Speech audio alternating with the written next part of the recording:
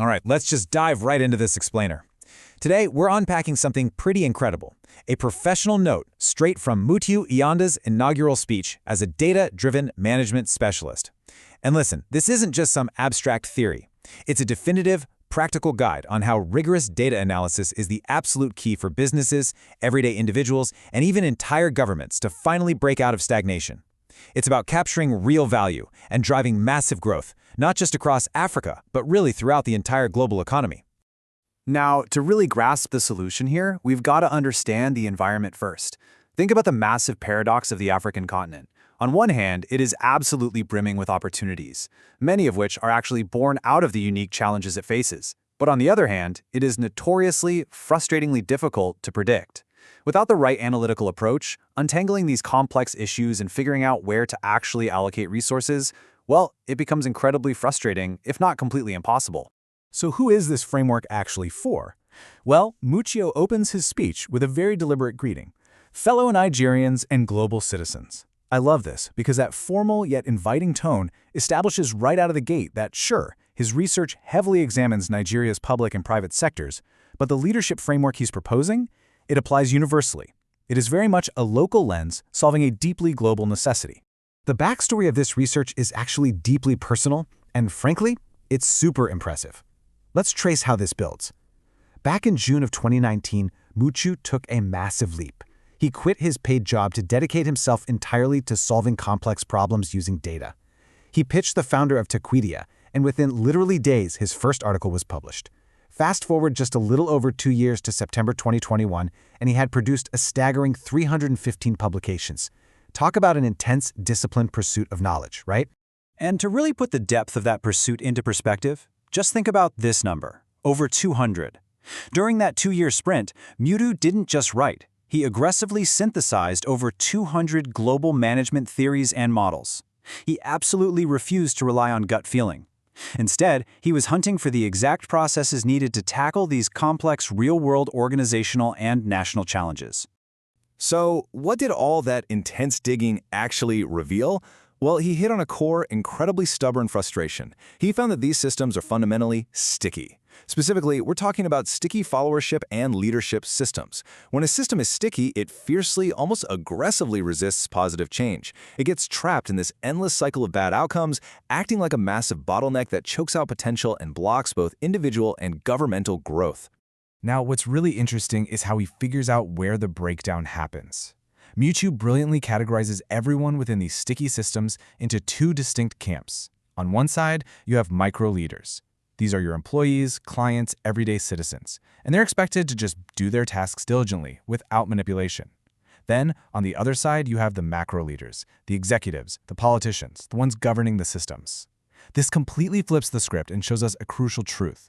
Leadership isn't just a fancy title held by a CEO. It's a shared dynamic across literally every level. But here's where the research uncovers a highly controversial, yet totally critical finding. When this was presented to the public, the data revealed a pretty harsh truth.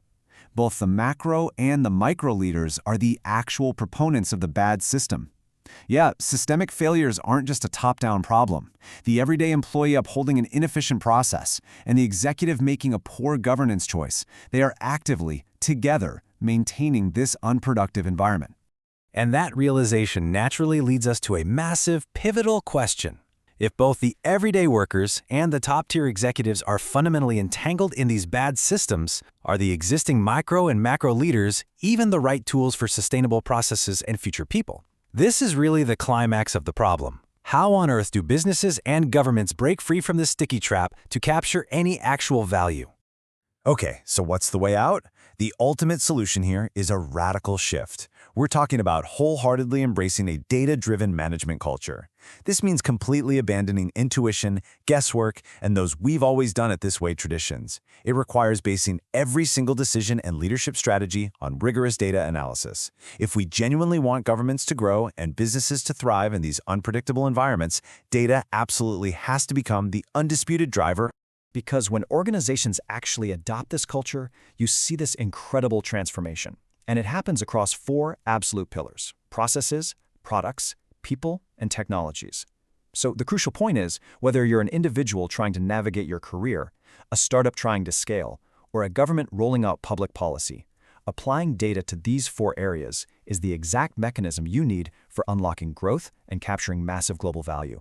Let's get down to the actual mechanics of how we get there. Mudio lays out a super rigorous 3-step process for this. Step 1, you apply established theoretical models to raw data. You don't just stare at a spreadsheet of numbers. Step 2, you analyze those findings impartially, completely stripping away your own bias. And step 3, you report clear, actionable insights directly back to both those macro and micro leaders. It's all about transforming overwhelming noise into precise, usable tools for decision-making. And look, we're not just talking about academic theories here, okay? This has massive, on-the-ground impact. Mutiu actually applied his data-driven insights to some incredibly high-stakes events. We're talking about the highly contested selection of a new vice-chancellor at the University of Ibadan and even the Central Bank of Nigeria's complex Forex policies.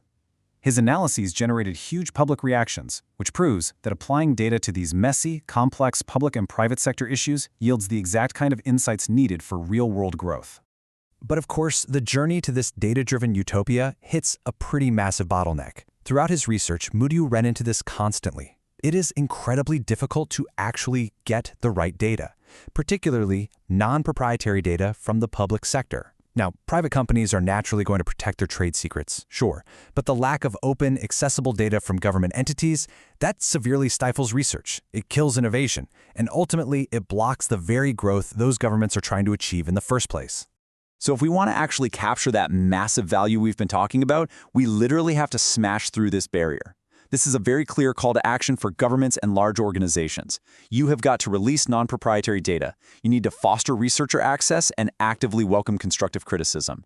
Building transparent data pipelines isn't just some boring administrative chore. It is the fundamental, absolute prerequisite for pulling economies out of these sticky, unproductive systems. We've covered a lot of ground today. The paradox of opportunity, the trap of these sticky systems, and the absolute game-changing power of data. And the research clearly proves that every single one of us is a leader in this system, whether you're macro or micro. So the question I'm leaving you with today is this: how will you apply data-driven insights to transform your own leadership role right now? The tools are out there, guys. It's time to stop guessing and start analyzing. Thanks so much for joining me on this explainer, and keep questioning the data around you.